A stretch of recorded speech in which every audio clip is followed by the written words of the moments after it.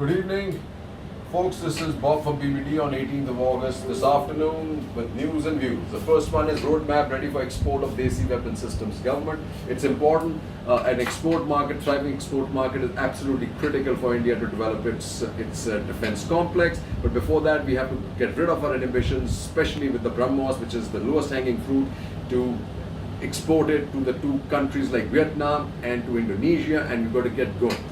The next piece of article connected to this is by Rahul Singh. Says Lieutenant General S.K. Sani says ready to fight with indigenous arms army chief. It's a great statement. Obviously the arms have to be up to scratch, really, and up to scratch, great quality, great price. And unfortunately, that's not going to happen without an export market. Or the export market will probably be in conjunction with that. Now let's come back to something lovely about China. China Foreign Minister spokesman Zhao Lijian says China says it's ready to work with India. You really can't believe this guy, man. He is a wolf warrior. You can't believe anything he says. Is ready to work with India as long as they say status quo ante. If they don't say status quo ante, forget about it. You have another piece of news. Chinese scamster visited Pakistan. Hey, first you caught him spying, you didn't throw him out. Then he visited Pakistan, came back, and you didn't do anything. How many Hadleys does our government want? You know, it's okay to catch other governments, but what about this government? What about catching these guys? Obviously, say ready to work with India to manage differences. Well, the only difference is status quo ante or status quo. China doesn't go to status quo ante. We can't back down. And it says troops at LAC to stay till China withdraws. But I don't want this to go the Vajpayee way as far as what we did on the Pakistan border after the parliament attack. It's not going to work. It's going to cost us a lot more than it's going to cost China. The only action is offensive defensive. You have to make them pay offensive. You have to probably shed some blood, but without that it ain't going to happen. Well, at least on the economic front, you continue to take some steps. He says India may take fresh action on China on economy front. I don't say may take fresh action. I think it should take fresh action, because the rest of the world the US seems to be pressing down hard. As it says, US tightens curbs on Huawei's access to foreign-made chips, and because that access is denied, India should now, Ravi Shankar Prasad should openly come out and blow the dream of Huawei in India. After this, it really makes no sense. They are not going to be able to deliver us technology without the availability of those chips. Ravi Shankar Prasad, action ball is in your court. And China obviously has got this new word now. China accuses US of using digital gunboat diplomacy over TikTok. That's going to be the funniest thing. Gunboat diplomacy is something that China has been doing for the last 3 to 4 years in the South China Sea. I wonder how now the shoe is on their foot. Now it bites, doesn't it? Here is not such good news. Something in the UK Times. India may soon be world's worst COVID hotspot as virus ravages countryside.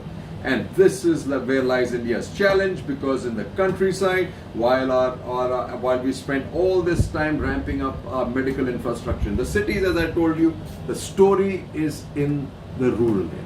If it gets there, especially apparently in the returning migrant states like Orissa, like Bihar, like Assam, you have a huge problem on your hands. But at least you have something that might be coming up. Serum Institute looking for $1 billion shot to fight COVID. Amount raised will go to an SPV that houses vaccine candidates. At least in terms of the vaccine cycle, we seem to be up there. Hopefully this will get to India and into the distribution stage sooner than later, which will help us get beyond, get ourselves out of this mess before it takes hold in the hinterland, because Malaysia just has exposed a strain which is far more viral than anything seen before, and apparently that in that cluster the carrier had visited India. Now that is challenging and extremely difficult. But on our border, on our neighborhood, Foreign Secretary heads for Bangladesh today, one of the few sweet spots. Hopefully domestic politics now after this Ram Mandir issue will cool this issue of minority bashing, and we will not have to, unfortunately, make Bangladesh and Bangladeshis the collateral damage in this. Little news here: India and Nepal to promote Ramayana circuit. Well, here's the coupling. It seems the Ramayana circuit is a kind of a gimme for probably jumping all over them in terms of the Buddhism. It's a complicated story, this religious issue, but the religious connect between India and Nepal. Well, but it has to go, because you really have to have a clear-eyed view about Nepal. Another interesting news which I see is India plans to propose solar bank at ISA event. All I would say, I think that's a great initiative, but in this ISA bank, please ensure, unlike all the other banks we've jumped into with China, that China is absolutely not a part of it. Absolutely not a part of it. After that, we have this really interesting article I read in the Financial Times. It says ambitious plan to beam Australia's ray to Asia. Apparently, a melon-sized cable is going to carry solar rays captured in Western Australia all the way to Asia. I'm just thinking, incredible technology. It is just something we need, because we've been wondering, how are we going to capture the most fertile solar space, solar area that we have, which is Ladakh and Leh. If we get this technology, we can also take that solar power created in Ladakh all the way into Kashmir. That is extremely important. India should keep its eyes open of what's happening in Australia. A couple of billionaires are putting in lots of money into this project. You have Modi-Abe summit likely in early September. Nothing like it, because Abe continues to push and put his foot on the pedal. Opinion in Japan is turning drastically against China. India needs Abe on his side, especially when you're talking about investment for supply chains coming into India, where India still has not made the mark with Japan. Interesting news: 24 firms plan to set up mobile phone factories in India. Fantastic. I mean, that's exactly what's happening. While Vietnam continues to remain the favorite, but at least between Samsung and Apple, you have moves that are positive moves into India. And as this one confirms, made in India iPhone 12 set to roll out next year.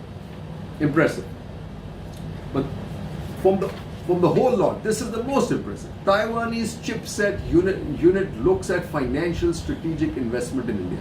Taiwanese chipset maker MediaTek, which competes with Qualcomm globally, is looking for more financial and strategic investment in the country through its equity venture, MediaTek Ventures. Important. I think we finally seem to have shed our inhibitions about Taiwan. We need to go further, but Taiwan is absolutely, like I had said earlier, critical for India's version of V2. Without Taiwan, we really will not achieve our encirclement of encirclement. So Taiwan is somebody we need to go after with absolute alacrity and foresight and strength. Then you have another one. While we are doing all this, you have to remember who's competing with us. You have an article was this in Financial Times? Mexico tries to wrest US firms from China as supply chain shifts. So you know what you're doing, right? Indian companies also at this point of time should be looking at setting up operations in Mexico and the near neighbors of the United States. It's very critical. Besides India, you need to have it there so that you're able to meet all kinds of complexities as the supply chains move out of China. It's important. One of the biggest force multipliers I see here is in this article: railways to build 4,000 kilometer DFC. That means, in my view, a force multiplier economic activity of at least 25 to 30,000 crores. Very important. And this is railways is critical for if railways needs to invest if India needs to pull out of this with morasses. A sad A difficult story. PM's creative solution for Naga floundering. Actually here are whatever that Chanakya's policy of Dand, Bhed, Bhav, whatever the next is, and patience is running out, because I think we've overplayed our hand in terms of patience. And here the problem is, right now the Chinese are playing a game. You have to be careful. This cannot be left to fester any longer.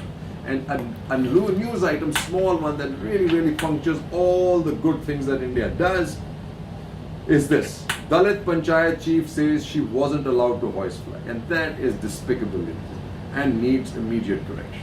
Otherwise, India will not get to the status it really has the potential of getting to. Jai Hind.